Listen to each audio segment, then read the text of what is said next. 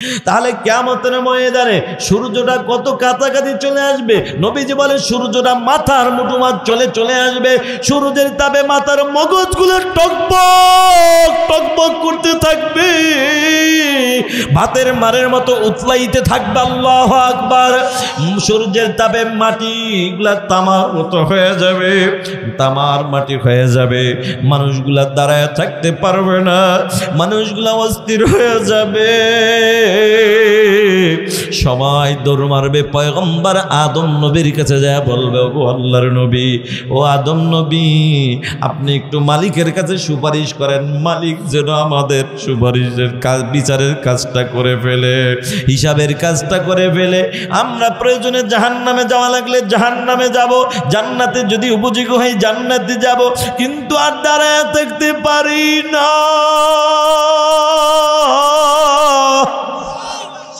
আর দাঁড়ায় থাকতে পারি না, বড় কষ্ট হয়। পয়গম্বর আদম নবী ডাকতে বলবেন, না না, আমি পারবো না, আমার দ্বারা সম্ভব হবে না, কারণ আমি আদম নবী জান্নাতে যাওয়ার পর আল্লাহ বলেছিল, রে আদম ওই গাছের ধারে কাছে যাইবে না। আমি আদম ভুল করে বলেছি, শয়তানের ধোঁকায় পড়ে গাছের কাছে গিয়েছি, ফল খেয়েছি।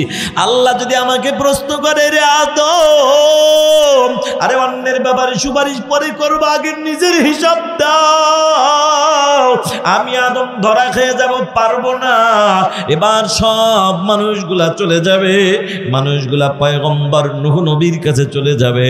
নূহ নবীও একই কথা বলবে, এরে মুসলমান, পয়গম্বর ইব্রাহিমের কাছে যাবে, ইব্রাহিম নবীও একই কথা বলবে, না না, আমি পারবো না।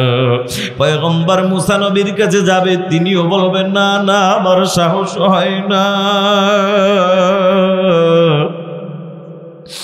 ও বন্ধু, কেমন অবস্থা হবে নবী হইয়া যদি সাহস না পায়, তাহলে তোমার আমার অবস্থাটা কেমন হবে? আল্লাহ বলেন, আম্মা মান খাফা মাকাম রাব্বি, আমি রবের সামনে দাঁড়ানোর ভয় নিয়ে, এ যুবক ভাই, দাঁড়াতে হবে কি হবে না? মানুষগুলা সবাই এবার যাইতে যাইতে পয়গম্বর ঈসা নবীর কাছে যাবে। ঈসা নবীও ফিরায় দিবে, বলবে, তোমাদের একটা ঠিকানা দিয়ে দেই, এমন একটা নবীর ঠিকানা আমি দিব, সবাই ফিরাইয়া দিল, ওই নবী ফিরাইয়া দিবে না। নারে তাকবীর! সেই নবীকে, সেটা কার নবী? কার নবী বলো? আমার নবী। কার নবী? তিনি তো আমার নবী। এবার বন্ধু, তোমার আমার নবীর কাছে যখন মানুষগুলা চলে যাবে, ও আল্লাহর হাবিব, আপনি ফিরাইয়া দিয়েন না। আল্লাহর হাবিব সাল্লাল্লাহু আলাইহি ওয়াসাল্লাম বলবেন, ও আল্লাহর বান্দারা, দাঁড়াও, এটা তো এমন একটা ময়দান, এটা তো এমন একটা জায়গা, নিজের ক্ষমতার বলে কোনো কাজ করা যাবে না, তোমরা একটু দাঁড়াও, আমি আমার মালিকের কাছে আমি একটু জিজ্ঞাসা করি। আমার মালিক যদি অনুমতি দেয় তাহলে আমি সুপারিশ করতে পারবো, এটাও অনুমতি লাগবে। আল্লাহু আকবার। আল্লাহ পাক রব্বুল আলামিনের কাছে অনুমতি নিয়া আল্লাহর হাবিব সাল্লাল্লাহু আলাইহি ওয়াসাল্লাম সুপারিশ করবেন। এবার মাকামে মাহমুদ নামক একটা জায়গা আছে, দামি জায়গা, যেখানে অন্য কোন নবীরা কোনো দিন যেতে পারবে না। আল্লাহর নবী সেই জায়গায় যে সিজদায় পড়ে কাঁদবে, নবীজি সিজদায় পড়ে কাঁদবে, আর তাসবিহ তাহলিল এত বেশি পরিমাণে পড়তে থাকবে, আল্লাহর নবী প্রচুর পরিমাণে আল্লাহর উপরে তিনি দোয়া দরুদ পড়বে, তাসবিহ তাহলিল পড়বে। এরপরে আল্লাহ পাক রব্বুল আলামিন আল্লাহর হাবিবের এই কান্নাকাটি দিকে আল্লাহর বড় মায়া লেগে যাবে। আল্লাহ পাকের মায়া লেগে যাইবে, বলবো, আমার হাবিব, আপনি মাথা ওঠান, আপনার কান্না আমার আর সহ্য হয় না। আপনাকে তো আমি আল্লাহ কম কাঁদাই নাই। দুনিয়ার জমিনে এই দ্বীনের জন্য, নামাজের জন্য, ইসলামের জন্য কত কষ্টই আপনি করেছেন।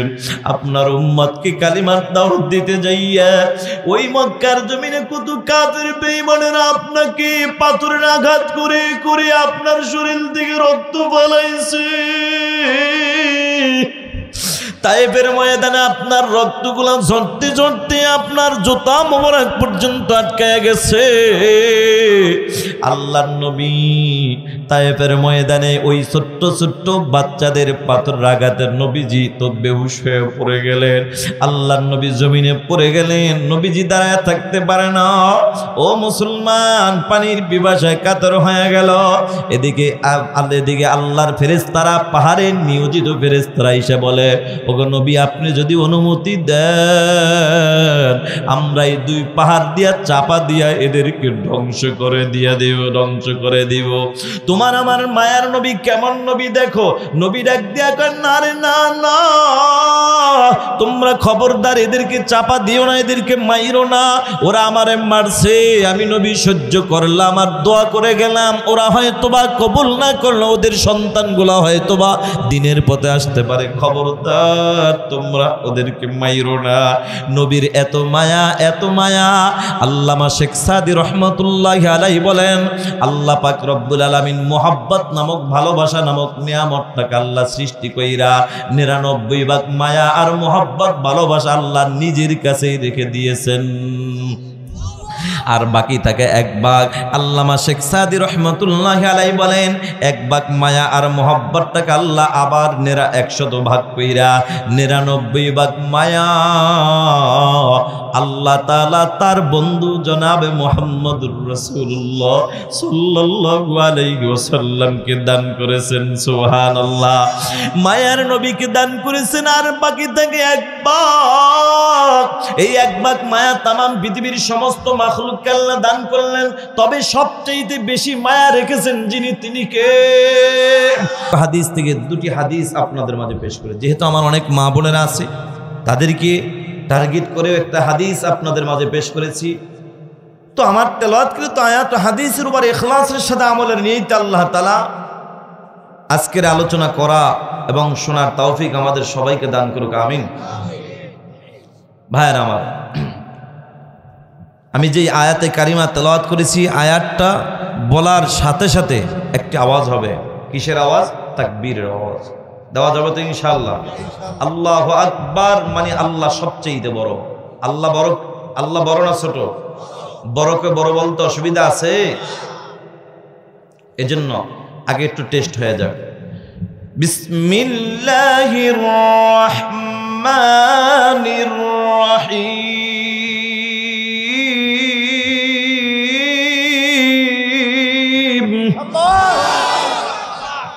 ওয়া আম্মা মান খাফা মাকামা রাব্বিহি ওয়া নাহান নাফসা আনিল হাওয়া ফাইন্নাল জান্নাতা হিয়াল মাওয়া।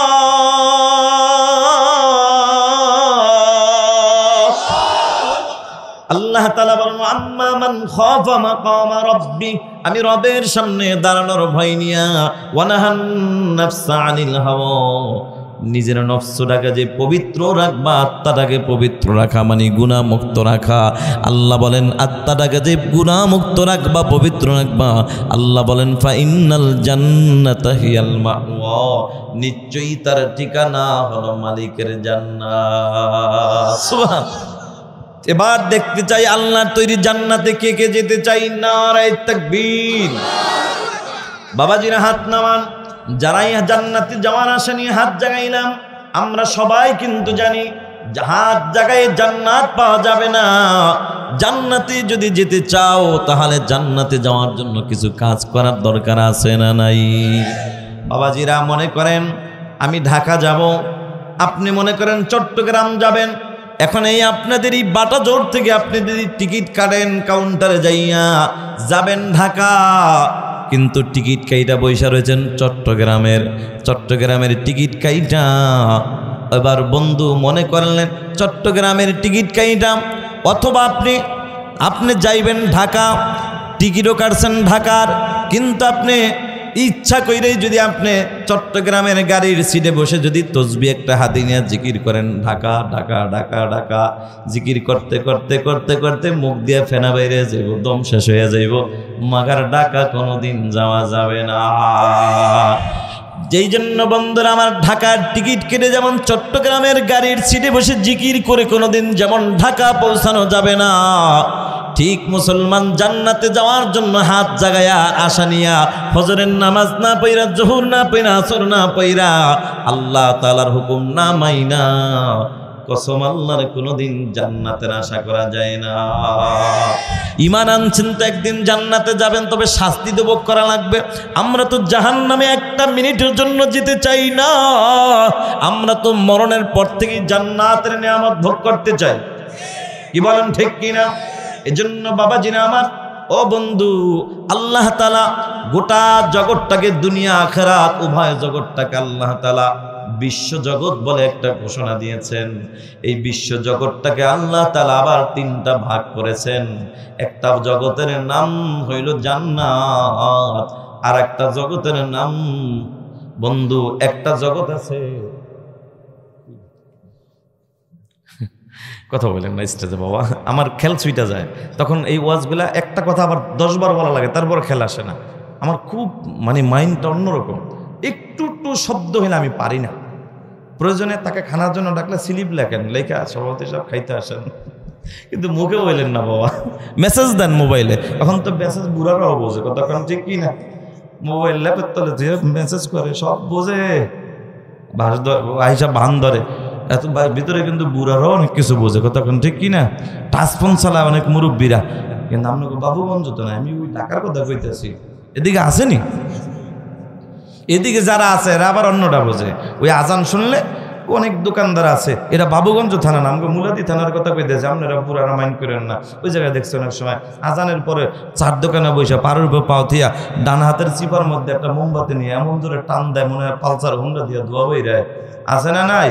আর বাম হাতে চা খায়, আর কয় হুজুররা কয় কবরে গেলে 3টা প্রশ্ন করবে। এটা কোনো ব্যাপার? কবে মুখস্থ করে দিছি? ওরে বুড়া পণ্ডিত, এই মুখস্থ বয়ান তোমার ওই দোকান পর্যন্ত, আর আজরাইল আসার আগ পর্যন্তই ব্রেক। আজরাইল আসার পরে এই বয়ান চলতো না, কথা কান ঠিক কিনা? জায়গায় ব্রেক হয়ে যাইবা। ভাইয়ারা আমার, আল্লাহ তাআলা গোটা জগৎটাকে 3টা ভাগ করলেন।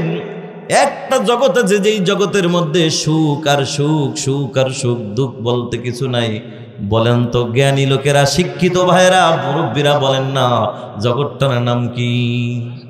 মাশাআল্লাহ মাশাআল্লাহ, জগতের নাম হইল জান্নাত।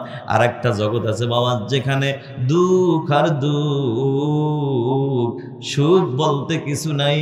জগৎটার নাম কি? এটার নাম হলো জাহান্নাম। আবার একটা জগৎ আছে বন্ধু, যেই জগৎটার মধ্যে সুখও আছে দুঃখও আছে। জগৎটার নাম কি? दुनिया दुनिया में हो दुनिया का तलबगार नहीं हो, दुनिया में हो दुनिया का तलबगार नहीं हो, बाजार से गुजर हो खरीदार नहीं हो, बाजार से गुजर हो खरीदार नहीं हो। দুনিয়া এমন একটা জিনিস রে ভাই, যে দুনিয়ায় সুখ আছে দুঃখ আছে। তবে বন্ধু একটা কথা মনে রাখবা, এরে কলিজার টুকরা যুবক, এই সুখ কিন্তু স্থায়ী নয়, দুঃখ কিন্তু স্থায়ী নয়। বড়লোক বাংলার জমিনে কত কোটি কোটি কোটি টাকার মালিক দেখবা, এরা 10 তলা 20 তলা 30 তলা বিল্ডিং এর মালিক আছে, 10টা মার্কেটের মালিক। তুমি আর আমি তো মনে করি তাদের অনেক সুখ, আসলে তাদের সুখ আছে অন্য অন্য দিক দিয়া, তারপরও সুখের বড় অভাব। বাইরে গেলে অনেক সুখ, অনেক নারী তাদের জন্য অপেক্ষায় থাকে, অনেক মত, অনেক কিছুই তাদের জন্য অপেক্ষা করে, কিন্তু ঘরে গেলে চাকরের হাতে চাকরানির হাতে ভাত খাইতে হয়, আপন স্ত্রী তাকে ভাত বাইরা খাওয়ায় না। কিন্তু গরিব মানুষ, এই বাবুগঞ্জের কত গরিব আছে, ক্ষেত খামারিতে কাজ করে, কৃষক কৃষি কাজ করে, আল্লাহর বান্দা রিক্সা চালায়, অটো চালায়, ভ্যান চালায়, কিন্তু বড়লোক তাদেরকে দেখলে গায়ে লাগে না, তাদেরকে কোনো মানুষই মনে করে না।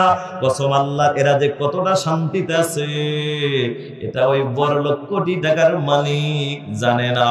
কারণ সারাদিন ভ্যান চালাইয়া রিক্সা চালাইয়া দুপুরবেলা যখন শরীরটা ঘামাইয়া বাড়িতে যায়, তার ঘরের ওই যে বিবি আছে জান্নাতি বিবি, ওই বিবি তো হাতে হাত পাখা নিয়ে দাঁড়ায় আছে। যদিও তার ঘরে এয়ার কন্ডিশন নাই, যদিও তার ঘরে ফ্যান নাই, কিন্তু হাতের একটা পাখা নিয়ে দাঁড়ায় আছে, একটা গামছা নিয়ে দাঁড়ায় আছে, স্বামীর ঘামটা মুছে দেয় এবং কত সুন্দর করে গামছা আগায় দেয়, লুঙ্গি আগায় দেয়, গরম পানি করে দেয়। গোসল করার পরে আবার আইসা দেখে খানা রেডি হয়ে গেছে। কথা কোন ঠিক কিনা?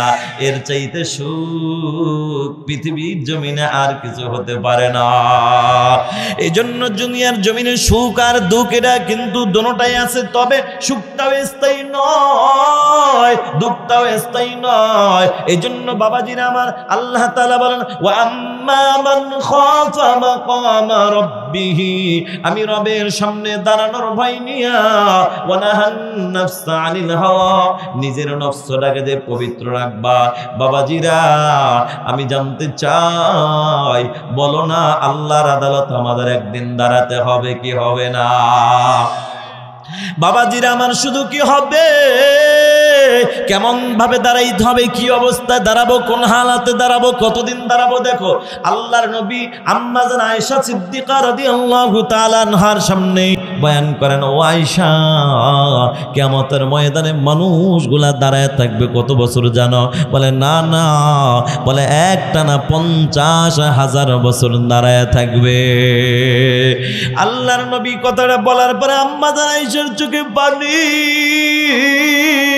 কান্দার কো আল্লাহর রাসূল দাঁড়ায় থাকবে এত বছর, কিভাবে দাঁড়ায় থাকবে? নবীজি বলে, আয়েশা এখানে ক্ষান্ত নয়, দাঁড়ানোর পরিমাণটুকু কতটুকু জানো?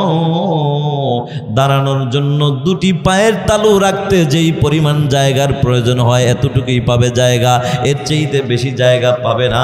আম্মা জানের চোখে পানি, ডাক দিয়া বলে, ও আয়েশা শুনে নাও, মানুষগুলা দাঁড়াবে কি অবস্থা জানো? কয় না না, প্রতিটা মানুষ উলঙ্গ অবস্থায় দাঁড়িয়ে থাকবে। আম্মা জানের চোখে পানি। আল্লাহর নবীর কাছে প্রশ্ন করলো, গো নবী, আমরা কি নারী জাত, আমরাও কি উলঙ্গ অবস্থায় দাঁড়ায় থাকবো? আল্লাহর নবী ডাক দিয়ে বলে, আয়েশা নারীকে পুরুষ সবাই উলঙ্গ অবস্থায় দাঁড়ায় থাকবে। আম্মা জান বলে, ইয়া রাসূলুল্লাহ, আমরা নারী জাত, আমরা কি লজ্জা পাবো না? আমাদের কি লজ্জা লাগবে না? আমাদের কি পুরুষগুলা দাঁড়ায় তাকায় থাকবে না? আল্লাহর নবী ডাক দেখা, আয়েশা কিয়ামতের ময়দানটা এত কঠিন হবে, বলে সূর্যটা মাথার কাছে চলে আসবে, যেই সূর্যটা 9,30,00,000 মাইল উপরে সূর্য। এই সূর্যের তাপ আমরা দুনিয়ার জমিনে সহ্য করতে পারি না। ওরে বাবুগঞ্জের মুসলমান, ও যুবক ভাই, বৃদ্ধ বাবাজিরা, ও পর্দার আড়ালের মা, অনেক সময় রৌদ্রের তাপের কারণে অনেক মানুষ মাথা ঘুরে ফিরে যায়। অনেক মানুষ কৃষি কাজ করে, মাথার উপরে কত না সুন্দরভাবে বাঁশের চালি দিয়া কত টুপি বানায় নেয়, কেউ বা ছাতা টাঙ্গায় নেয়। কত আল্লাহর বান্দা দোকানদারি করে, শরিকল বাজারে দেখেছি কত আল্লাহর বান্দা বাহিরে দোকানদারি করে, কাঁচা তরকারি বিক্রি করে, উপরে ছাতা দিয়ে আছে। ও বন্ধু, এটা তো হলো মাত্র সকালবেলা আইসার দোকান খুলে, আবার দুপুরে চলে যায়, আবার বিকালে আসে। এটার জন্য যদি ছাতা ঝুলাইতে হয়, তাও আবার সূর্যটা হলো 9,30,00,000 মাইল উপরে সূর্য। এরপরও যদি ছাতা ঝুলাইয়া দাঁড়ায় থাকতে হয়, বসে থাকতে হয়, তাহলে কিয়ামতের ময়দানে সূর্যটা কত কাছাকাছি চলে আসবে। নবীজি বলে, সূর্যটা মাথার মুঠো মাছ চলে আসবে।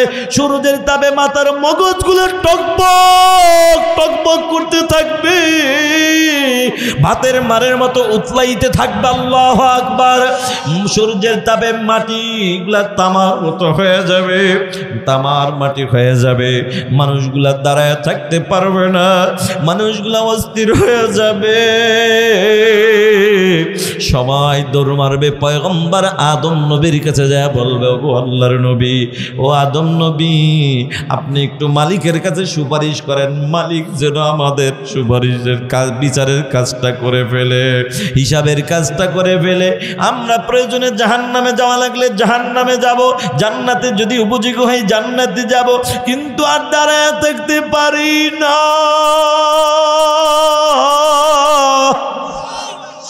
আর দাঁড়ায় থাকতে পারি না, বড় কষ্ট হয়।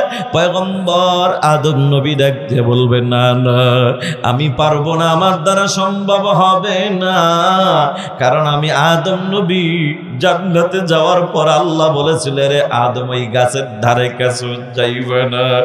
আমি আদম ভুল করে বলেছি, শয়তানের ধোঁকায় পড়ে গাছের কাছে গিয়েছি, ফল খেয়েছি। আল্লাহ যদি আমাকে প্রশ্ন করে, রে আদম, আরে অন্যের ব্যাপারে সুপারিশ পরে করবো, আগে নিজের হিসাব দাও, আমি আদম ধরা খেয়ে যাব, পারবো না। এবার সব মানুষগুলা চলে যাবে, মানুষগুলা পয়গম্বর নূহ নবীর কাছে চলে যাবে। নূহ নবীও একই কথা বলবে, এরে মুসলমান, পয়গম্বর ইব্রাহিমের কাছে যাবে, ইব্রাহিম নবীও একই কথা বলবে, না না, আমি পারবো না। পয়গম্বর মুসা নবীর কাছে যাবে, তিনিও বলবেন, না না, আমার সাহস হয় না। ও বন্ধু, কেমন অবস্থা হবে নবী হইয়া যদি সাহস না পায়, তাহলে তোমার আমার অবস্থাটা কেমন হবে? আল্লাহ বলেন, আম্মা মান খাফা মাকাম রাব্বি, আমি রবের সামনে দাঁড়ানোর ভয় নিয়ে, এ যুবক ভাই, দাঁড়াতে হবে কি হবে না? মানুষগুলা সবাই এবার যাইতে যাইতে পয়গম্বর ঈসা নবীর কাছে যাবে, ঈসা নবীও ফিরায় দিবে, বলবে, তোমাদের একটা ঠিকানা দিয়ে দেই, এমন একটা নবীর ঠিকানা আমি দিব, সবাই ফিরাইয়া দিল, ওই নবী ফিরাইয়া দিবে না। নারে তাকবীর! সেই নবীকে, সেটা কার নবী? কার নবী বলো? আমার নবী। কার নবী? তিনি তো আমার নবী। এবার বন্ধু, তোমার আমার নবীর কাছে যখন মানুষগুলা চলে যাবে, ও আল্লাহর হাবিব, আপনি ফিরাইয়া দিয়েন না।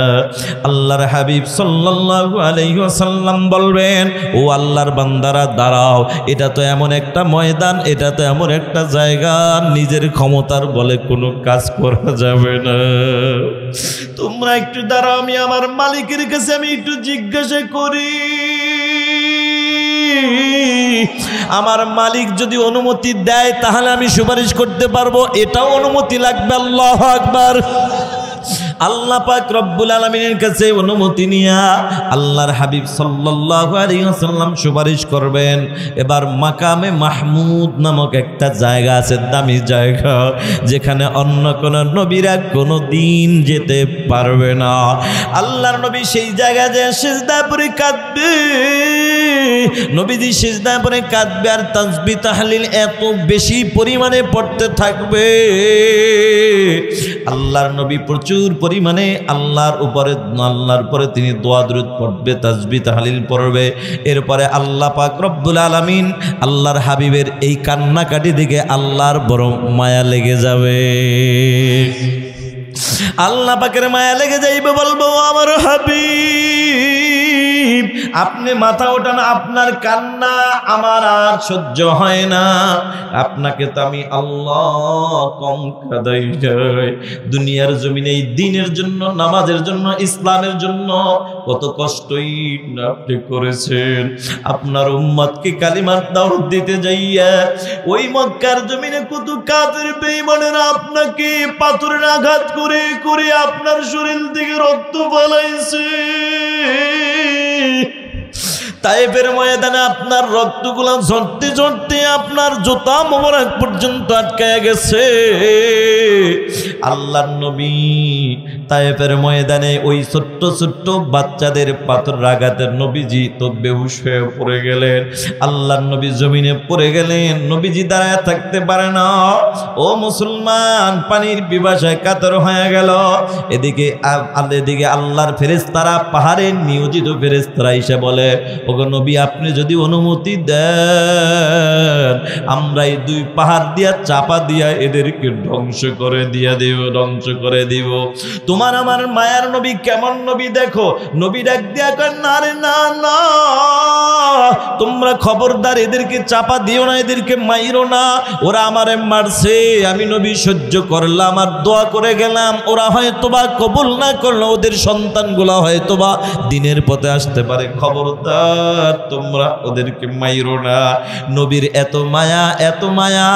আল্লামা শেখ সাদি রহমতুল্লাহি আলাইহি বলেন, আল্লাহ পাক রব্বুল আলামিন মোহাব্বত নামক, ভালোবাসা নামক নিয়ামতটাকে আল্লাহ সৃষ্টি কইরা 99 ভাগ মায়া আর মোহাব্বত, ভালোবাসা আল্লাহ নিজের কাছেই রেখে দিয়েছেন, আর বাকি থাকে 1 ভাগ। আল্লামা শেখ সাদি রহমতুল্লাহি আলাইহি বলেন, 1 ভাগ মায়া আর মোহাব্বতটাকে আল্লাহ আবার 100 ভাগ কইরা 99 ভাগ মায়া আল্লাহ তাআলা তার বন্ধু জনাবে মুহাম্মদুর রাসূলুল্লাহ সাল্লাল্লাহু আলাইহি ওয়াসাল্লামকে দান করেছেন। সুবহানাল্লাহ। মায়ার নবীকে দান করেছেন, আর বাকি থাকে 1 ভাগ। এই 1 ভাগ মায়া তামাম পৃথিবীর সমস্ত মাখলুককে আল্লাহ দান করলেন। তবে সবচেয়ে বেশি মায়া রেখেছেন যিনি, তিনি কে? আর সবচেয়ে কম মায়া যাকে দিয়েছেন তিনি হলেন হযরতে আজরাইল আলাইহিস সালাতু ওয়াস সালাম। আল্লাহ পাক একদিন আজরাইলকে প্রশ্ন করলেন, এরে আজরাইল, আমি আল্লাহ তোমারে কত দায়িত্ব দিয়েছি, বলো আজরাইল বলো, মানুষের জান কবজ করতে যাইয়ে কোনোদিন তোমার একটু মায়া লেগেছে কিনা? আল্লাহু আকবার। আজরাইল বলে, মালিক, আমার জীবনের জান কবজ করতে যাইয়া 2টা মানুষের জন্য মায়া লেগেছে, বলবো কিনা? ও বন্ধু, কষ্ট হচ্ছে কিনা আপনাদের? ওয়া আম্মা মান খাফা মাকামা রাব্বি, আমি রবের সামনে দাঁড়ানোর ভয় নিয়া, এটা নিয়েই বয়ান করি বন্ধু। আল্লাহর আদালতে একদিন আমাদের দাঁড়াতে হবে, আর ওই আল্লাহর মায়া দয়া যদি আপনার আমার উপর যদি না হয়, বন্ধু আপনি যত বড় কিছুই হন না কেন, আপনার আমার কিন্তু উপায় থাকবে না। এই জন্য আপনার আমার মালিকের মায়া কতটুকু বুঝাবার জন্য ছোট্ট একটা ঘটনা বলি, বলবো কিনা বাবা? ও বন্ধু, আজরাইলকে প্রশ্ন করেছেন, মালিক, আমার হায়াতের জিন্দেগিতে 2টা মানুষের জান কবজ করতে যায় বড় মায়া লেগে গেছে। আল্লাহ ডাক দিয়া কয়, ও আজরাইল, বলো না তিনি কে?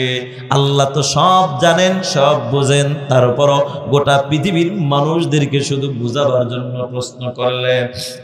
আল্লাহর ওয়াদা। এবার আল্লাহর প্রশ্নের জবাব দিয়া বলে, আজরাইল লাগ দিয়া কয়, মালিক, একদিন জাহাজের মধ্যে চইরা তোমার কিছু বান্দা বান্দি চলতেছিল। আল্লাহ, এই জাহাজটা তোমার নদীর ঢেউয়ের বাড়িতে, তুফানের বাড়ি যদি জাহাজটা ডুবে যায়, জাহাজের যাত্রীগুলো বিদায় হয়ে যায়, কিন্তু তোমার একটা বান্দি ছিল, যেই বান্দিটা তোমার বান্দির পেটের মধ্যে বাচ্চা ছিল, আর বাচ্চা প্রসব করার সময় ওই মুহূর্তে হয়ে গেছে। আল্লাহ গো, তুমি কত কুদরতওয়ালা, তুমি কত দয়ার আল্লাহ। তোমার বান্দি কই মুহূর্তে কঠিন বিপদে আর ফালাও নাই, মারো নাই, বরঞ্চ তক্তার উপরে ভাসাইয়া তোমার ওই বান্দিটাকে বাঁচাইছো। এমন সময় তোমার বান্দির বাচ্চা প্রসব করার সময় হয়ে গেল, বাচ্চাটাও তোমার হুকুমে প্রসব করলো।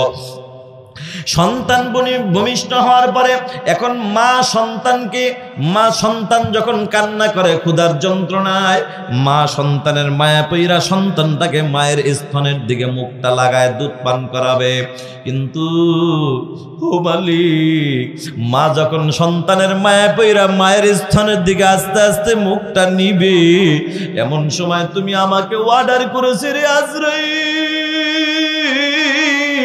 এই শিশু বাচ্চা মায়ের স্তনে মুখ লাগাবার আগে ওর মাকে তুই জান কবজ করে দে। ওগো আল্লাহ, আমার তো কোনো হুকুম, আমার তো কোনো ক্ষমতা নাই, কারণ ইদা জা আজালুহুম লা ইস্তাখিরুনা সাআতাম ওয়া লা ইস্তাকদিমুন। আমি আল্লাহর যখন অর্ডার হয়ে যাবে 1 সেকেন্ড আগেও হবে না, পরেও হবে না, ঠিক কিনা বাবাজিরা? আল্লাহ পাকের কোরআনের আয়াতের সব আয়াত আপনি অস্বীকার করতে পারবেন, কিন্তু একটা আয়াত অস্বীকার করার ক্ষমতা কোনো মুসলমানের নাই, হিন্দু বৌদ্ধ খ্রিস্টান বলো কারো কোনো ক্ষমতা নাই। সেই আয়াতটা হলো কুল্লু নাফসিন যায়িকাতুল মাউত। এই আয়াত অস্বীকার করার ক্ষমতা কারো নাই। মরণ একদিন হবে, তাতে কোনো সন্দেহ নাই। ও বাবুগঞ্জের মুসলমান, তুমিও জানো আমিও জানি মরণ একদিন হবে। তবে বাবা, এখন চিন্তার বিষয়, মরণটা কোন দিন হবে এটা তোমারও জানা নাই, আমারও জানা নাই। মরণটা কিভাবে হবে, এটা কি হুন্ডা অ্যাক্সিডেন্ট হয়ে হবে, না বাসের চাক্কার তলে পড়ে হবে, তাও জানা নাই।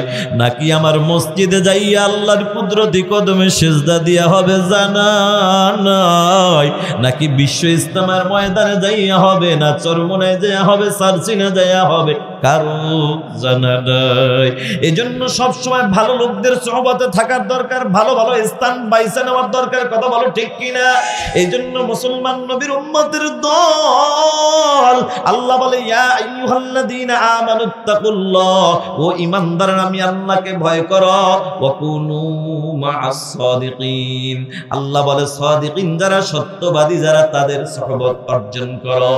যুবক ভাই, বৃদ্ধ বাবাজিরা, এবার আজরাইল ডাক দিয়া কয়, মালিক আমি তোমার হুকুম পাইয়া আমি তো আজরাইল আর দেরি করতে পারি নাই। আমি তোমার হুকুমে ওই বাচ্চাটাকে রাইকা বাচ্চার মাকে জান কবজ করে ফেলেছি রে মালিক। ওই সময় আমি আজরাইলের অন্তরে এত মায়া লেগেছে, আল্লাহ যদি আমার হাতে একটু ক্ষমতাও যদি তুমি আমারে দিতা, একটু ক্ষমতাও যদি থাকতো, অন্তত বাচ্চাটাকে একটু দুধ পান করার সময় আমি দিয়া দিতাম। ওই বাচ্চাটার জন্য আমার অনেক মায়া লাগছে। আল্লাহ গো, জানি না বাচ্চাটার কি অবস্থা, বাচ্চাটা আল্লাহ কি খায়া বাচ্চা, কেমনে বাচ্চা আমি জানি না। আল্লাহ কয়, আজরাইল বলো বলো আর কার জন্য মায়া লাগছে? ডাক দিয়া কয়, মালিক তোমার আর একটা নাফরমান বান্দা, নাম হইল তার সাদ্দাত।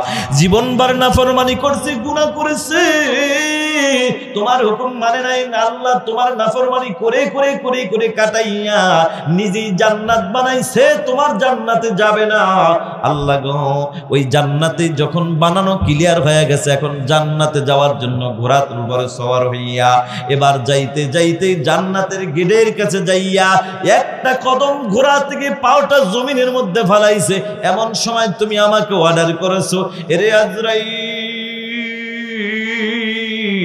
এই আমার নাফরমান সাদ্দাত দ্বিতীয় পাও জমিনের মধ্যে ফালানোর আগে আগে ওরে জান কবজ কর। আল্লাহ গো, তোমার অর্ডার পাইয়া আমার তো আর কোনো দেরি করার সুযোগ নাই। তবে সত্য কথা মালিক, আমার এত মায়া লাইগা গেছে, কারণ ওই সময় সাদ্দাত আমার অনুরোধ করে বলছে, ভাই আজরাইল তোমার পাও ধরি, তুমি আমারে অন্তত একবার জান্নাতে ঢোকার সুযোগ আমারে কইরা দাও। কারণ এত বছর ধরে আমি জান্নাত বানাইলাম, এত শখ করে আমি জান্নাত বানাইছি, আমি তো আল্লাহর তৈরি জান্নাত পাবো না, যেহেতু ঈমান আনি না। আমার শখের জান্নাতে একবার হলো ঢুকতে দাও। আল্লাহ গো, এত অনুনয় বিনয় করে আমাকে বলছে, আমার বড় মায়া লেগে গেছে। এবার আল্লাহ তাআলা যেই আল্লাহর কাছে 99 ভাগ মায়া রেখে দিয়েছেন, তিনি কে? ওই মালিক আল্লাহ ডাক দিয়া কয়, রে আজরাইল, এক ভাগ মায়া পাইয়া যদি তোর এত মায়া হইতে পারে, তাহলে যে আমি আল্লাহ আমার কাছে 99 ভাগ মায়া রেখে দিয়েছি, তাহলে আমার বান্দার জন্য আমার কতটা মায়া হইতে পারে শোন। এরে আজরাইল, তুই তো বলেছিস 2 জন, আসলে কিন্তু লোক 2 জন না। এরে আজরাইল শোন শোন, যেই বাচ্চাটাকে ওই যে নদীর কিনারার মধ্যে মাঝে রাইখা মাকে দুনিয়া থেকে বিদায় করে দিয়েছি, ওই বাচ্চাটাই হলো আমার এই নাফরমান বান্দা এই সাদ্দাত, এটা দুইজন নয় একজন। এই সাদ্দাতকে আমি আল্লাহ বাঘের মাধ্যমে লালন পালন কইরা মানুষের হাতে দিলাম। এখানে অনেক কুদরতি আমার খেলা ছিল। আমি আল্লাহ কুদরতি সাহায্যের মাধ্যমে এই বাচ্চাটাকে বাঁচাইতে বাঁচাইতে বড় বানাইয়া আমি আল্লাহ ক্ষমতা দিয়েছিলাম। ক্ষমতা পাই আমি আল্লাহকে ভুলে গেছে। এই সাদ্দাত যদি মরণের আগে ওই সময় তোমার কাছে বারবার না বইলা একবার যদি আমাকে বলতো আল্লাহ, যদি একটা মায়া লাগায়া বলতো আল্লাহ আমি সাদ্দাত অন্যায় করেছি, তুমি আমারে মাফ কইরা দাও, কারণ আমি আল্লাহ তো ওয়াদা করেছি ইয়া ইবাদিয়াল্লাযীনা আসরাফু আলা আনফুসিহিম লা তাকনাতু মির রাহমাতিল্লাহ ইন্নাল্লাহা ইয়াগফিরুদ الذنوب جميعا إنه هو الغفور الرحيم আল্লাহ বলেন ইয়া ইবাদিয়াল্লাযিনা আসরাফু আলা আনফুসিহিম লা তাকনাতু মির রাহমাতিল্লাহ। এরে বান্দা, নিজের আত্মার উপর জুলুম করেছো, নিজের নফসের উপর জুলুম করেছো, অন্যায় করেছো, অসুবিধা নাই, আমি আল্লাহর রহমত থেকে নৈরাশ হইও না। সুবহানাল্লাহ। মালিক তো কত দয়ার মালিক, কত মায়ার মালিক। মালিক আপনাকে আমাকে কত ভালোবাসে দেখেন। ও যুবক ভাই, ও আম্মা মান খাফা মাকাম রাব্বি, আমি রবের সামনে দাঁড়ানোর ভয় নিয়া ওয়ানাহান নাফসা আনিল হাওয়া, নিজের নফসটাকে যে পবিত্র রাখবা, গুনাহ মুক্ত রাখবা। আল্লাহ বলেন ফাইনাল জান্নাতা হিয়াল মাওয়া, নিশ্চয়ই তার ঠিকানা হলো মালিকের জান্নাত। তবে মুসলমান, এখন আত্মাটাকে পবিত্র রাখার জন্য বাবা দুইটা মেডিসিন দরকার। এক নম্বর মেডিসিনের নাম হইল তাকওয়া। তাকওয়া মানে হলো আল্লাহর ভয়। এই তাকওয়া নামক মেডিসিন যদি কারো অন্তরে ঢুকে যায়, সে হোক না যুবক যুবতী, হোক না নারী আর পুরুষ, যেই হোক না কেন, তাকওয়াওয়ালা আল্লাহর বান্দা বান্দির দ্বারা কোনোদিন কোনো গুনার কাজ হতে পারে না। আল্লাহ তাআলা বলেন দুইটা মেডিসিন লাগবে। এক নম্বর মেডিসিনের নাম হলো তাকওয়া। তাকওয়া নামক মেডিসিনের এত পাওয়ার, এত পাওয়ার। ও যুবক ভাই, বৃদ্ধ বাবাজিরা, তাকওয়া নামক মেডিসিনের এত পাওয়ার। একটা কথা হলো তাকওয়া নামক মেডিসিন ঢুকলে বান্দা গুনাহ করতে পারে না। আর একটা হলো আল্লাহর ভালোবাসা নামক মেডিসিন। আল্লাহর ভালোবাসা নামক মেডিসিন যদি অন্তরে ঢুকে যায়, ওই বান্দা কোনোদিন নেক আমল ছাড়তে পারে না। তাকওয়া মানে আল্লাহর ভয়। আল্লাহর ভয় অন্তরে ঢুকলে বান্দাকে পিটায়াও গুনার কাজে কেউ নামাইতে পারবে না। আর আল্লাহর ভালোবাসা অন্তরে থাকলে ওই বান্দাকে পিটায়াও কেউ নেক আমল থেকে দূরে সরাইতে পারবে না। কারণ আল্লাহ বলেন ওয়াল্লাযীনা আমানু আশাদ্দু হুব্বাল লিল্লাহ, যারা ঈমানদার সবচাইতে বেশি ভালোবাসবে কাকে? এখন বাবা, আত্মাটাকে পবিত্র বানানোর জন্য মেডিসিন লাগবে দুইটা। কয়টা? এক নম্বর মেডিসিনের নাম কি? তাকওয়া। কি নাম? তাকওয়া। দুই নম্বর হলো আল্লাহর ভালোবাসা। তাকওয়া নামক মেডিসিনের এত পাওয়ার, এত পাওয়ার। আল্লাহর হাবিব সাল্লাল্লাহু আলাইহি ওয়াসাল্লাম সাহাবায়ে কেরামদেরকে নিয়ে বয়ান করতেছেন। এই বয়ানের মাঝে আল্লাহর নবী বয়ানের মাঝে একটি ঘটনা বললেন। বনি ইসরাইলের তিনজন যুবক, বুখারীর ঘটনা বলতেছি বাবা, উঠাউঠি করবেন না বাবা। এই দামি মজলিসে সবাই আসতে পারে না, আসলেও বসতে পারে না, বসলেও আখেরি মোনাজাত পর্যন্ত থাকতে পারে না। কথা বলেন ঠিক কিনা? তবে মুসলমান, আমি জানতে চাই আপনাদের বাবুগঞ্জ এলাকার মধ্যে ধানের খাত আছে না নাই? একটু বাড়ায় দেন। ধান খাত আছে না নাই? পুরুষের কাজ হলো ধান পাইকা গেলে ধান কাইটা বাড়িতে আইনা এবার আলাদা করে দেওয়া। মহিলাদের কাজ হলো কুলার মধ্যে উঠাইয়া বাতাসের কাছে নিয়ে একটু ঝাড়া মারা। ঝাড়া মারলে দেখতাম আগে তো বাঁশের ঝাড়ের পাশে নিয়ে ধান ঝাড়তো। ঝাড়া মারলে দেখতাম একটা ধান বাতাসের সাথে উইরা যায়, ওটারে আমরা বলতাম চিটা মার্কা ধান। আর যেটা কুলায় থাকে ওটা হইল আসল ধান। ঢাকার থেকে হুজুর আইসা এখন কোরআন হাদিসের কুলার মধ্যে উঠাইয়া এখন আস্তে আস্তে করে ঝাড়া মারতেছে। এই ঝাড়ার মধ্যে যারা উইঠা যাবে এরা হইল চিটা মার্কা মুসলমান, কথা কোন ঠিক কিনা? আর যারা আখিরি মোনাজাত পর্যন্ত থাকবে এরা হইল আসল মুসলমান।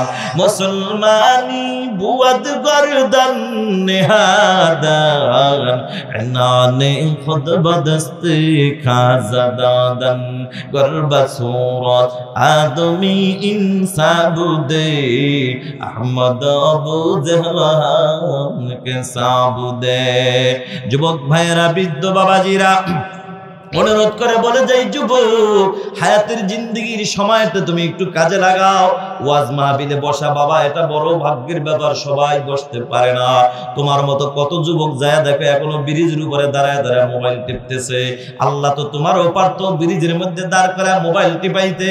মনে করবা নিজের বড় ভাগ্যবান মনে করো, আল্লাহ ওখান থেকে তোমাকে পার কইরা দামি জান্নাতের বাগানে বসার তৌফিক দান করছে, এটা তুমি বড় ভাগ্যবান।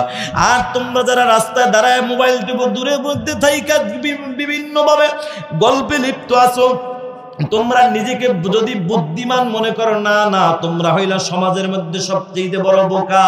কারণ উলামায়ে কেরামদের মসজিদ, দামি মসজিদ আসা, এখানে আসাটা বড় ভাগ্যের ব্যাপার। আসলে অনেক কিছু জানা যায়, কথা কোন ঠিক কিনা? গুনাহ থেকে বাঁচা যায়, এর বাস্তব প্রমাণ আল্লাহর ওলি ইব্রাহিম ইবনে আদহাম রাহমাতুল্লাহি আলাইহি নাম শুনছেননি? আল্লাহর ওলি ইব্রাহিম ইবনে আদহাম রাহমাতুল্লাহি আলাইহির কাছে একজন যুবক যায় বলে, ওগো আল্লাহর ওলি, আমি আমার জীবনটাকে পরিবর্তন করতে চাই, আমি খাঁটি মুসলমান হয়ে কবরে যেতে চাই। কারণ আল্লাহ বলছে, ইয়া আইয়ুহাল্লাযীনা আমানুত্তাকুল্লাহ হাক্কা তুকাতিহি ওয়া লা তামুতুন্না ইল্লা ওয়া আনতুম মুসলিমুন। ও ঈমানদাররা, আমি আল্লাহকে ভয় করো, হাক্কা তুকাতিহি, ভয় করার মতো ভয় করো, ওয়া লা তামুতুন্না ইল্লা ওয়া আনতুম মুসলিমুন। খবরদার মুসলমান না হইয়া মৃত্যুবরণ করিও না, কবরে আসিও না। আল্লাহ তাআলা ভালোবাসেন বিদায় সতর্ক করে দিলেন।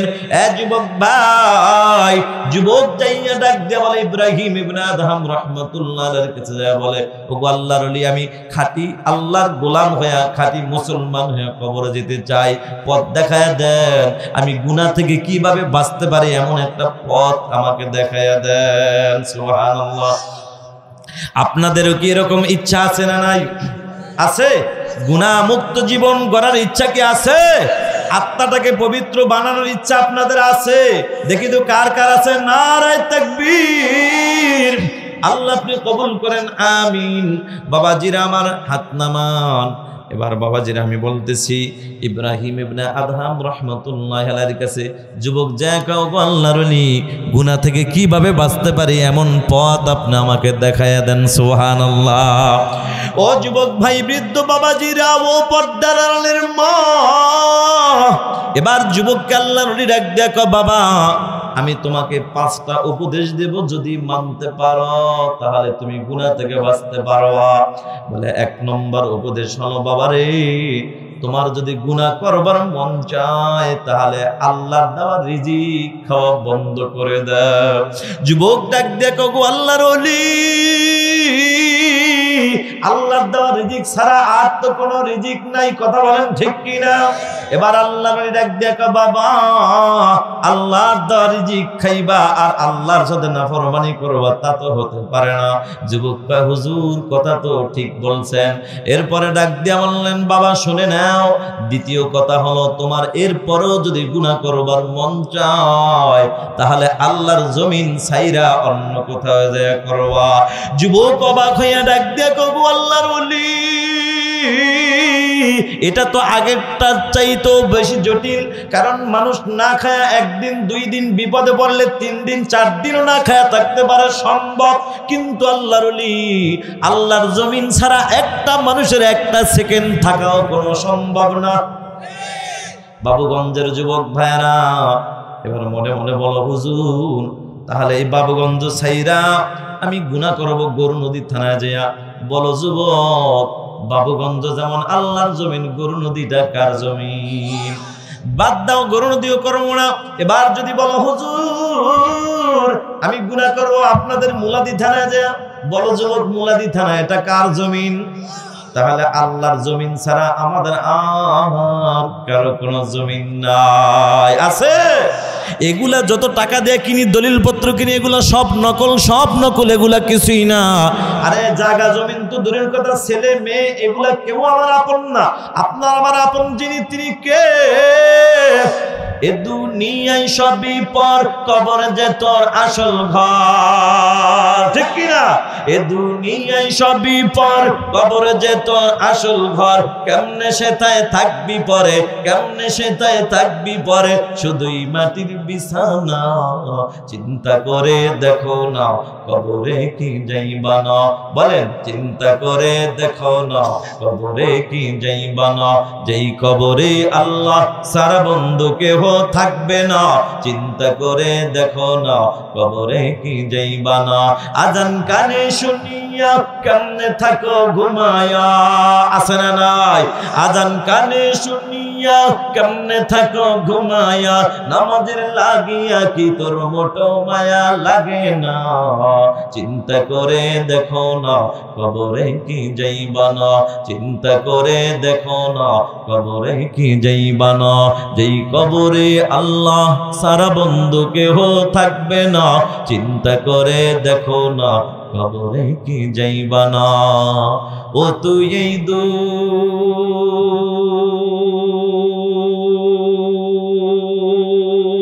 দুনিয়ার মায়ায় পরে করছু কত বাহানা, এই যে নাই তোরা আসল বাড়ি, কবর যে তোরা আসল ঠিকানা। এই যে নাই তোরা আসল বাড়ি, কবর যে তোরা আসল ঠিকানা, ঠিক কিনা? এজন্য ভাইয়ারা, আমার যুবক ভাইয়ারা, ওই আসল ঠিকানা হলো কবর। ওই কবরের জন্য কিছু সামান তৈরি করার দরকার। আল্লাহর ডাক দেখো বাবারে, আল্লাহর রিজিক খাইয়া আল্লাহর জমিনে থাইকা আল্লাহর নাফরমানি করবা, এটা তো কোনো মতেই সম্ভব না। তোমার কি লজ্জা হবে না? আল্লাহর ঠিক বলেছেন, এটা তো সম্ভব না। আল্লাহর ডাক দিয়ে বললে, বাবা এরপরও যদি তোমার গুনাহ করবার মন চায়, আল্লাহর দেওয়া রিজিক হলে এমন একটাই জায়গায় যায় গুনাহ করবা যেখানে আমার আল্লাহ তোমাকে দেখবে না। সম্ভব? এই পৃথিবীর জমিনে রাজা বাদশার চোখে ফাঁকি দেওয়া যায়, পুলিশ বলো, র্যাব বাহিনী বলো, আর্মি বলো, সকলের বাহিনী, সকল বাহিনীর চোখকে ফাঁকি দেওয়া যায়। মুসলমান আল্লাহর চোখকে ফাঁকি দেওয়ার মতো পৃথিবীর কেউ নাই। যেমন নাকি একজন যুবক আল্লাহর ওলির কাছে মুরিদ হয়েছে, বোকা মুরিদ। সব মুরিদদের মধ্যে সবাই মনে করছে এইটাই বুঝি বোকা, সরল সোজা। আল্লাহর ওলি একদিন পরীক্ষা করলেন, খেলাফত দিবেন। বাবা রে, যাও যাও, এই জ্যান্ত একটা জীবিত একটা মুরগি দিলাম আর একটা ছুরি দিলাম, যাও যাও জবাই করে নিয়ে আসবা, তবে শর্ত হইল কেউ যেন না দেখে। যদি তোমরা এরকম না দেখায় জবাই যে করতে পারবা, তাকে আমি পীরের খেলাফত দিয়ে দিব। এখন সবাই তো খেলাফত পাওয়ার আশা নিয়া সবাই মুরগি জবাই করে নিয়ে আসছে যার যার পদ্ধতি মতো। এবার বন্ধু, যেই মুরিদদের মধ্যে যেই লোকটারে অন্যান্য মুরিদ তেমন একটা মূল্যায়ন করতো না, দাম দিত না, সরল সোজা মুরিদ, এবার আল্লাহর বান্দা তো জবাই না কইরা জীবিত মুরগি নিয়ে আসছে। আল্লাহু আকবার। আল্লাহর ডাক দিয়া কই, কিরে বাবা, তোমার কি খেলাফত পাওয়ার আশা নাই? আল্লাহর নিয়ে আছে, তবে তুমি যে মুরগিটা জবাই না কইরা জীবিত নিয়ে আসলা, বুঝলাম না। এবার আল্লাহর গোলাম চোখের পানি বলায় কান্দের, কয় হুজুর আপনি না একটা শর্ত লাগাইয়া দিয়েছেন, কেউ যে না দেখে। ওগো আল্লাহর ওলি, আমি চেষ্টা করলাম, দরজা বন্ধ করেছি, জানালা বন্ধ করেছি, তাকায়া দেখি কেউ দেখি না, আমার আল্লাহ তাকায়া রইছে।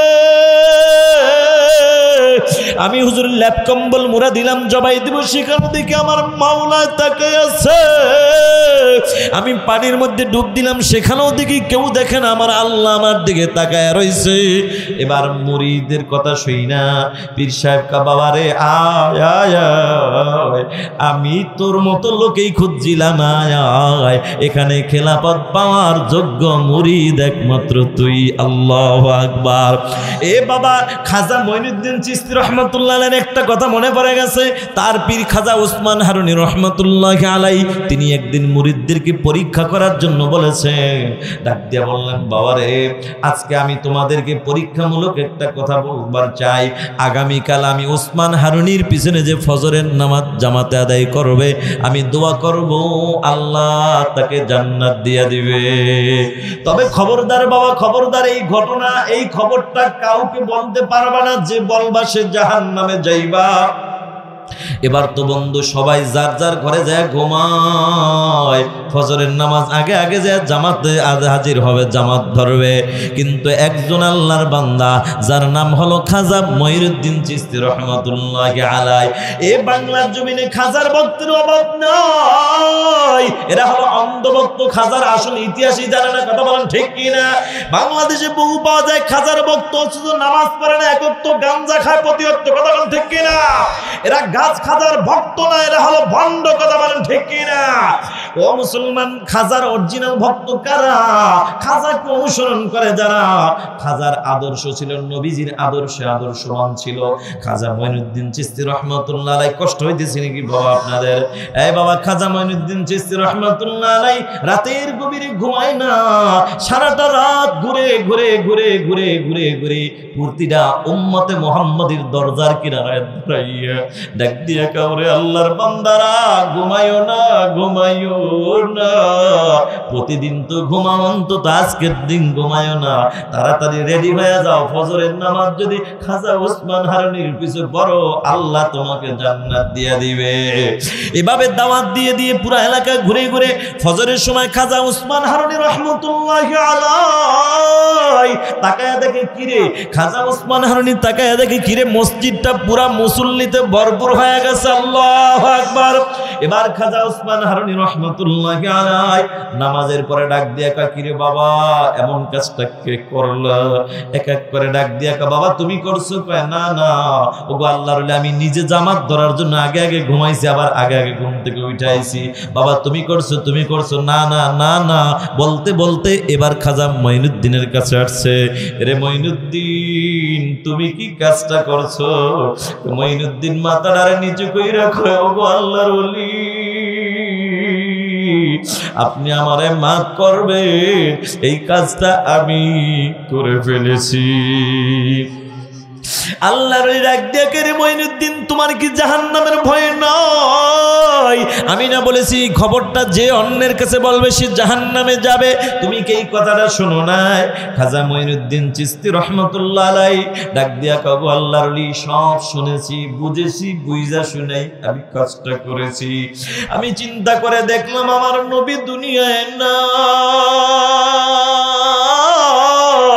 আমার নবী যেহেতু দুনিয়ায় নাই, আল্লাহর নবীর দায়িত্বগুলা তো উম্মতে মুহাম্মাদের দায়িত্ব, উম্মতের কাছে দাওয়াত পৌঁছানোর দায়িত্ব উম্মতের হাতেই নবী দিয়ে গেছেন, ঠিক কিনা?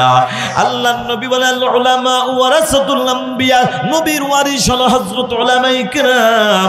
উলামায়ে কিরামদের কাছে আল্লাহর নবী দায়িত্ব দিয়ে দিয়েছেন উম্মতের কাছে দাওয়াতের কাজ পৌঁছানোর জন্য। আর বাংলাদেশে কিছু পণ্ডিত ভাইরা গেছে মাদ্রাসার বারান্দা যায় না, নিজে বড় আমির হিসাব হয়ে যায় করে। কথা কোন ঠিক কিনা? এ বাংলার জমিনে বাটপার চিটারের যেমন জায়গা হয় নাই, টুপিওয়ালা পাগড়িওয়ালা ব্যাগ ধরা কোনো বাটপারের জায়গা বাংলার জমিনে হবে না ইনশাআল্লাহ। কথা বলো ঠিক কিনা? ও মুসলমান নবীর উম্মতের দল, খাজা ওসমান হারুনি রাহমাতুল্লাহ আলাইহি ডাক দেখা, বাবা তুমি এই কাজটা কেন করলা? তোমার কি জাহান্নামের ভয় নাই? মঈনুদ্দিন ডাক দেখা, আল্লাহর ওলি আমি চিন্তা করে দেখলাম আমি একা যদি জাহান্নামে যাই কোনো আফসোস নাই, তবু আমি আমার নবী যেহেতু দুনিয়ায় নয়, আমার নবীর এতিম উম্মত গুলিকে আমি দাওয়াত দিয়া দিয়া যদি জান্নাতের ঠিকানা দিতে পারি, আমি যদি আমার মায়ার নবীর উম্মতদেরকে জান্নাতের ঠিকানা দিয়ে আমি একা যদি জাহান্নামে যাই, তবু নবী তো শান্তি পাইব। আল্লাহু আকবার। খাজা ওসমান হারুনি মঈনুদ্দিনকে বুকে জড়ায়া ধইরা কয়, রে মঈনুদ্দিন আয় আয়, আমি তোর মতো লোকই খুঁজছি, কারণ জান্নাত জাহান্নামের মালিক তো আমি না, জান্নাত জাহান্নামের মালিক আমার আল্লাহ। আমি শুধু একটু তোদেরকে পরীক্ষা করলাম, কার অন্তরে উম্মতের মায়া অনেক বেশি। নারে তাকবীর। এরে মুসলমান নবীর উম্মতে যুবক ভাই, বৃদ্ধ বাবাজিরা, এবার ওই যে ইব্রাহিম ইবনে আদহাম রাহমাতুল্লাহ আলাইহি যুবক ডাক দেখো গো আল্লাহর ওলি, আমাকে উপদেশ দেন আমি যেন গুনাহ থেকে বাঁচতে পারি। কষ্ট হয় নাকি আপনাদের? এবার ডাক দেখো গো আল্লাহর ওলি, উপদেশ দেন। এবার আল্লাহর উপদেশ দিল, একটা তোমার যদি গুনাহ করবার মন চায়, আল্লাহর দেওয়া রিজিক খাওয়া বন্ধ করে দাও, এটা হলো এক কথা। 2 নম্বর কথা হলো আল্লাহর জমিন ছেড়ে দাও। 3 নম্বর কথা হলো আল্লাহর চোখের বাহিরে যায়, আড়ালে যায় গুনাহ করো। কারণ এবার কয় এটা তো সম্ভব না। আল্লাহর ডাক দেখো বাবা, আল্লাহর দেওয়া রিজিক খাইবা, আল্লাহর জমিনে থাকবা, আবার সেই আল্লাহর চোখের সামনে গুনাহ করবা, এটা তো হতে পারে না। যুবক কয় হুজুর এটাও তো ঠিক। এবার ডাক দেখা হুজুর 4 নম্বর কথা বলেন। 4 নম্বর কথা হলো আজরাইল আলাইহিস সালাতু ওয়াস সালাম যখন তোমাকে জান কবজ করার জন্য আসবে, তুমি বলবা ভাই আজরাইল আমার একটু সময় দাও, আমি তওবা করে নেই, আমি আর গুনাহ করব না, নেক আমল ছাড়ব না, আমার মালিকের কাছে আমি একটু তওবা করে ভালো হইতে চাই, আজরাইল আমাকে সময় দাও। এবার যুবক ডাক দিয়া কও হুজুর কোন আজরাইল তো কোনোদিন কাউকে সময় দেয় নাই, আমাকেও দিবে না, ঠিক কিনা? আল্লাহর ডাক দেখা বাবা, যদি আজরাইল সময় না দেয় তাহলে তো এটা সম্ভব না, গুনাহ করাও সম্ভব না, বাদ দিয়া দাও। এবার ডাক দেখা আল্লাহর ওলি 5 নম্বরটা বলেন। 5 নম্বরটা হলো ও যুবক, আল্লাহর দেওয়া রিজিক খায়াও গুনাহ করলা, জমিনে থাকিয়া গুনাহ করলা, চোখের সামনে গুনাহ করলা, আজরাইলের হাত থেকেও তুমি এখন বাঁচতে পারলা না। এখন তোমার রাস্তা আরেকটা, সেটা হলো আল্লাহ কিয়ামতের ময়দানে যখন হিসাব কইরা বলবে এ অমুক আল্লাহর বান্দা, আমার অমুক বান্দা জাহান্নামী, তাকে জাহান্নামে নিয়ে যাও, তখন ফেরেশতারা টানাটানি করলো, তুমি জাহান্নামে যাইবা না। যুবক আল্লাহর এটা তো সম্ভব হবে না, কারণ আল্লাহর ফেরেশতার সামনে আমার ক্ষমতা চলবে না, কথা বলেন ঠিক কি না? এবার আল্লাহর লিখ ডাক দিয়ে কয় বাবা এটা যদি সম্ভব না হয় গুনার কাজ কইরো না, আর নেক আমল ছাইরো না। এ বাবাজিরা, আমার বয়ানটা 11 না পর্যন্ত, আমি এখনই বয়ান শেষ করে দিব, স্লিপ দেওয়া লাগবে না। তবে বাবা শেষ কথা একটা মেসেজ দেয়া যায়, ওয়া আম্মা মান খাফা মাকাম রাব্বি, আমি রবের সামনে দাঁড়ানোর ভয় নিয়া, ওয়া নাহান নাফসা আনিল হাওয়া, নিজের নফসটাকে যে পবিত্র রাখবে, আল্লাহ বলে ফাইনাল জান্নাতা হিয়াল মাওয়া, নিশ্চয়ই তার ঠিকানা জান্নাত। এখন আত্মাটাকে পবিত্র রাখার জন্য 2টা মেডিসিন লাগবে, একটা হলো তাকওয়া আর একটা হলো আল্লাহর ভালোবাসা। এই তাকওয়া অর্জনের জন্য বন্ধু আবার একটা মেডিসিনের কথা বলে যাই, একটা আমলের কথা বলে যাই। ইমাম গাজ্জালী রহমতুল্লাহি আলাইহি 4টা উপদেশ দিয়া গেছেন। এই 4টা উপদেশ যদি আমরা পালন করতে পারি, কসম আল্লাহর, সবাই আল্লাহর ওলি হয়েই কবরে যেতে পারবো ইনশাআল্লাহ। এবার 4টা উপদেশ আমি দিব, আপনারা নেবেন কিনা? কষ্ট হয়? চলবে? আর 2-3 মিনিট চলবে? ইমাম গাজ্জালী রাহমাতুল্লাহ আলাইহি বলেন 4 উপদেশের মধ্যে 1 নম্বর হলো সকালবেলা ঘুম থেকে উঠে প্রতিদিন তুমি প্রতিজ্ঞা করবা, আমি এখন ঘুম থেকে উঠলাম, রাতে যখন আমি ঘুমাবো, ওই ঘুমানোর আগ পর্যন্ত আমি একটা গুনাহ করব না, আর একটা নেক আমল ছাড়ব না, আমি আল্লাহর হক নষ্ট করব না, কোনো বান্দার হক নষ্ট করব না, এটা করবা প্রতিজ্ঞা। এরপরে যখন তুমি সকালবেলা প্রতিজ্ঞা করার পরে আল্লাহর কাছে তৌফিক কামনা করবা, আল্লাহ আমি তোমার দুর্বল বান্দা, আমার কোনো ক্ষমতা নাই, আমার কোনো ক্ষমতা নাই গুনাহ থেকে বাঁচার আর নেক আমল করার, তোমার তৌফিক ব্যতীত আমার দ্বারা সম্ভব হবে না। কথা কি ঠিক না বেটি? আল্লাহর কাছে তৌফিক কামনা করবা। শেষ একটা গেল প্রতিজ্ঞা করা আর তৌফিক করো, আর একটা হলো বন্ধু মুরাকাবা করা। মুরাকাবা কাকে বলা হয়? তুমি সরকারি চাকরি করো, সরকারি অফিসে চলে যাও।